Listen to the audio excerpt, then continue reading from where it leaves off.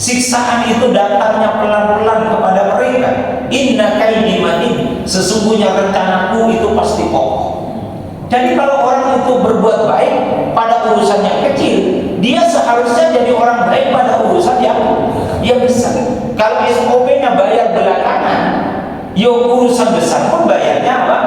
Belakangan. Tapi karena dia merasa sudah dekat, uangnya dikirim, tak taunya barang tidak ada. Karena udah percaya, tapi dia tidak menyadari SOP awal yang disepakati itu selesai dia dapat hotel dan makan baru dibayar. Bisa dipahami ya? Apalagi saudara kandung terjadi hutang piutang, wes mas, oh orang usah ditulis mas. Jadi karena kakaknya pinjam kepada adik duit 50 juta rupiah, orang usah ditulis mas, orang mau kita ini saudara kandung, ya kan kira-kira gitu.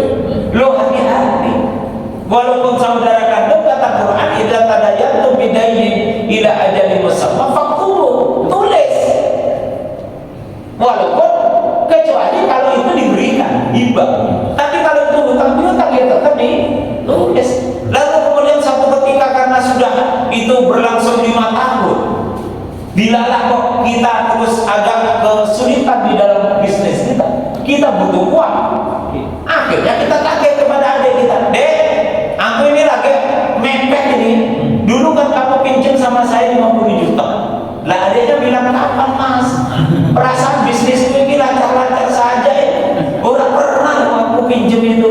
Lo saya ikut loh pas hari Jumat sore. Pas jenengan mau katanya mau bayar kuliah awal anak itu 50 juta. Orang ngerti mas, aku sedang lupa. Coba gimana nih? Ini kalau ayat-ayatan ini taruhan persaudaraan bisa rusak. Justru karena sahabat, justru karena saudara kandung wajib ditulis. Karena nanti kalau jadi masalah, tidak hanya uang gak balik, tapi hubungan persahabatan bisa menjadi rusak.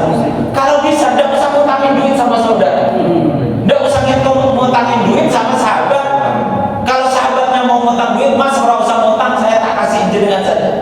Jenengan butuhnya berapa? 10 juta. Ini orangnya 1 juta. Wes kita kasih hadiah untuk jenengan 1 juta. Lalu kalau menghutangkan kepada sahabat, mohon maaf, yang namanya orang ngutang itu minta ketemu sore dia datang sore, minta ketemu pagi dia datang pagi, namanya juga mau ngutang. Tapi giliran ditagih bayar, di WA kadang-kadang 24 jam dan dijawab, di telepon seakan-akan dia sibuk, didatangi ke rumahnya seakan-akan tidak ada di rumah.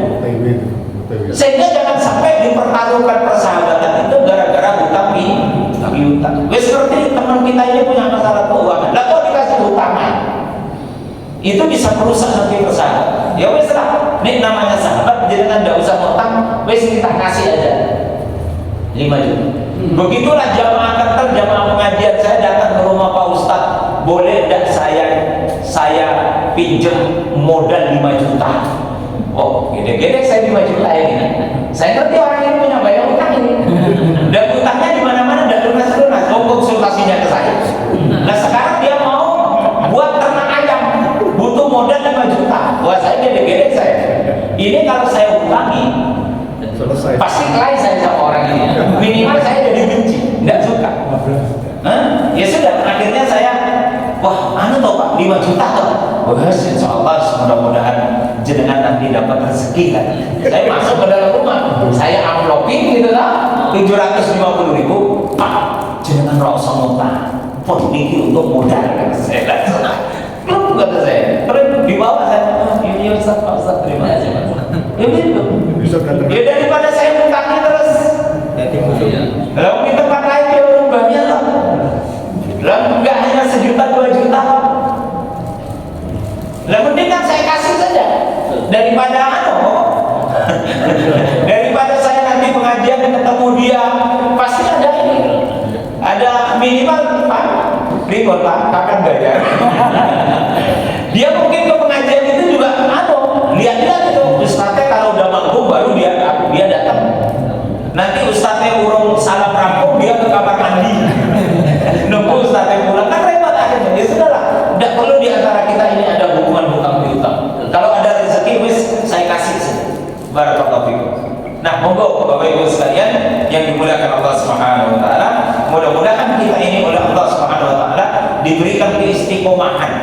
di dalam kebaikan. Kalau kita istiqomah, mudah-mudahan dihindarkan dari azabnya Allah Subhanahu wa taala. Tapi kalau hati kita ini bergeser, tidak istiqomah. Layanan kepada yang sedikit sama dengan layanan yang banyak.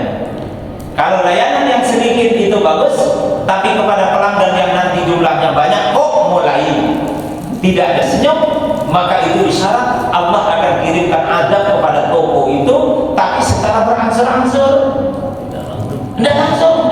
Nanti kurang 10, kurang 20, kurang 30. Saya lihat di Solo ini mana tempat yang dulu bisnisnya ramai banget, tiba-tiba tutup. Apa contohnya misalnya? Jogja Chicken yang samping. Dulu ketika punya ruko kecil, ramai sekali luar biasa. Tapi teman-teman saya itu, ketika dia posisinya sangat ramai, itu mulai mbaknya itu udah senyum sama pembeli. Itu cerita dari teman-teman saya. Tapi tetap masih ramai.